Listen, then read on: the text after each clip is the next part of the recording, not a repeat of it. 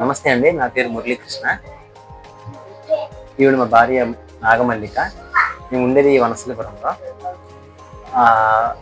మాకు పాప పుట్టింది 10 years బ్యాక్. అప్పుడు సర్జరీ జరిగింది, సి సెక్షన్ జరిగింది ఈయనకి. అప్పుడు ఎంతమంది ఉన్నా మా ఇంట్లో అందరూ ఎంతమంది ఉన్నా కూడా సర్జరీయే జరిగింది. అంటే లోకల్ హాస్పిటల్ వాళ్ళ ట్రీట్మెంటు, వాళ్ళ ప్రోత్సాహం సరిగా లేక తర్వాత మేము 10 years తర్వాత మళ్ళా ప్లాన్ చేసుకున్నాము.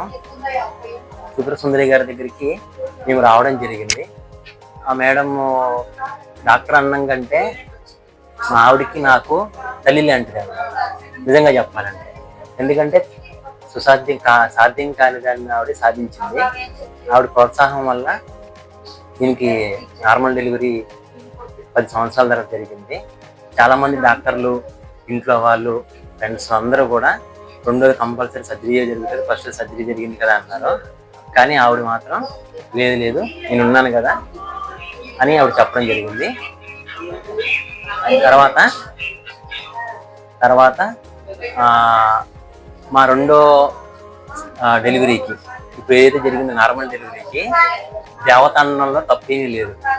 అలాంటి ఆవిడ మళ్ళా దొరుకుతుందో నెక్స్ట్ జనరేషన్స్ లో మా అదృష్టం అని చెప్పాలి. నమస్తే అండి.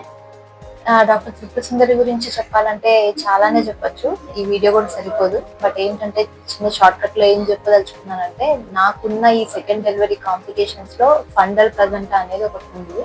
అది దానివల్ల నార్మల్ డెలివరీ అస్సలు అవ్వదు అని చాలా మంది చెప్పారు. కానీ మేడం లైట్ తీసుకో, అవన్నీ కాదు, చూద్దాం, ఆఖరి వరకు ట్రై చేద్దాం అని చెప్పింది. ఆమె నాకు ఏ మాట ఇచ్చారో ఫస్ట్ అలాగే దాన్ని డెలివరీ చేశారు. సో ఇంకా ఆవిడ గురించి ఏం చెప్పాలనేది కూడా అర్థం కావట్లేదు. నిజంగా చాలా గ్రేట్. మీ బ్యాక్ అనేది నా విషయంలో నేను అనుకోవడం అయితే చాలా టఫ్ అనుకున్నాను.